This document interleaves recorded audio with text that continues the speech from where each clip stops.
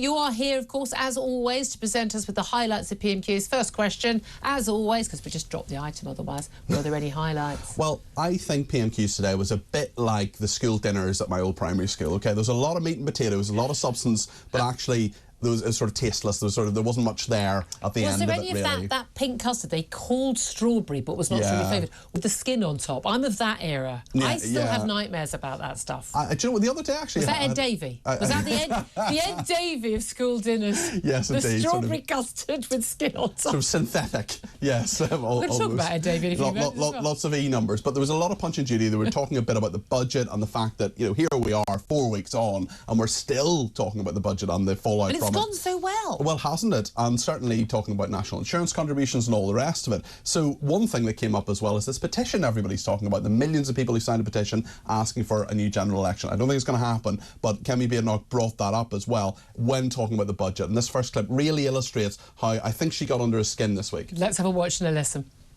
And she talks about a petition. We had a massive petition on the 4th of July in this country. We spent years taking our party from a party of protest to a party of government. They're hurtling in the opposite direction. What a load of nonsense, Mr. Speaker. We had a budget in March this year and tractors were not blockading the streets of Whitehall afterwards. Yeah, that's kind of a bit of a put down. I don't understand that we had a petition to the 4th of July. No, you didn't. You had an election. An election, yeah, exactly. Just, that didn't work. That was obviously a miss. You know, he basically got his quote wrong, didn't he? Yeah, well, indeed. And I don't know about you, Julia, but having covered politics for quite a long time, I can't remember a government, especially with such a huge majority, 4 months in, that's in this much trouble. Genuinely, I've never seen anything like it. It is crap. I mean, even Boris Johnson took a couple of years to get to this stage. This has been almost immediate, hasn't it? What other exchanges? Well, that's sort of what Kemi Badenoch picked up on. So there were in the middle there were lots of biscuit puns, which I'm not going to bring you because they were so bad. Basically, she talked about him being away, and McVitie's away when McVitie's the huge biscuit company, of course, talked about all the problems in the economy and they're going to have to lay off staff and so on. And he said, well, he was hobnobbing in Rio and all this kind of stuff. So she basically said, look, this is everything he's done is wrong. And then this is the next clip that really illustrates that point. Right, let's see this exchange.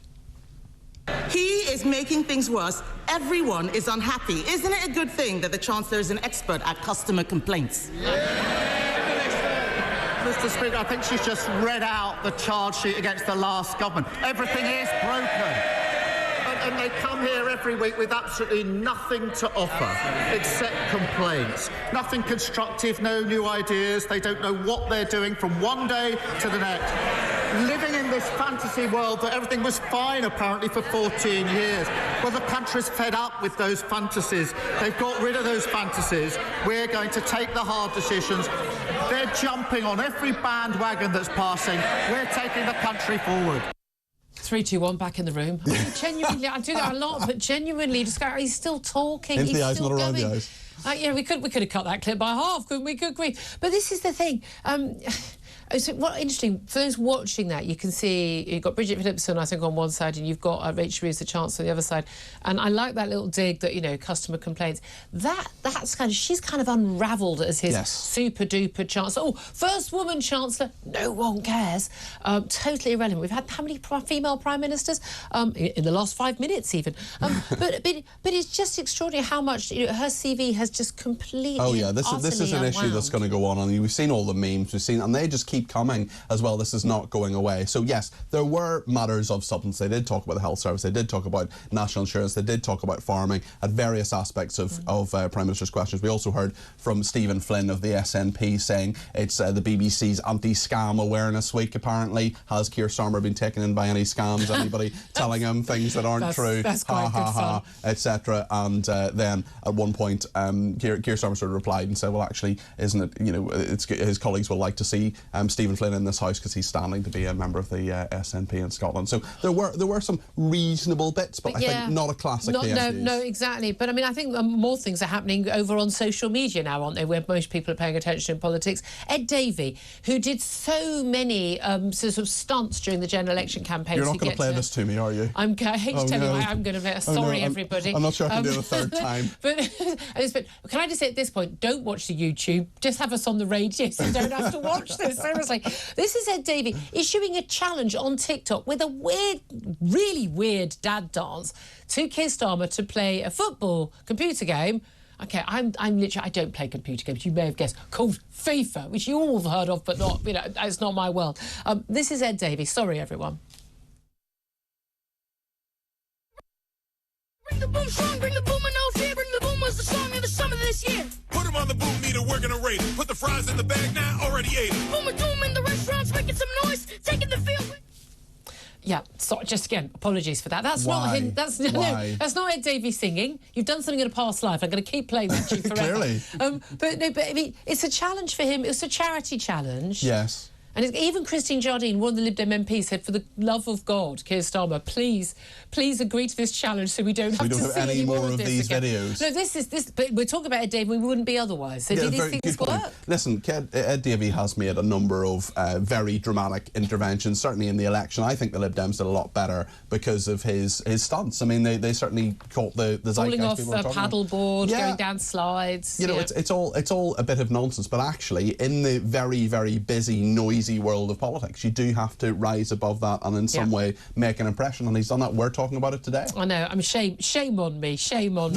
Let's also talk about politics overseas. American election. We know who didn't win. It was Kamala Harris. I think she's taking it quite badly. I think there may have been a wine box or two included, but for some reason she thought it was a good idea to put out, I think it's like a 9-minute video. She clearly doesn't have any members of staff to go, no. You're not going to play all 9 minutes, Kamala, are you? I'm not going to play all 9 minutes. I really can't. No one could watch all 9 minutes.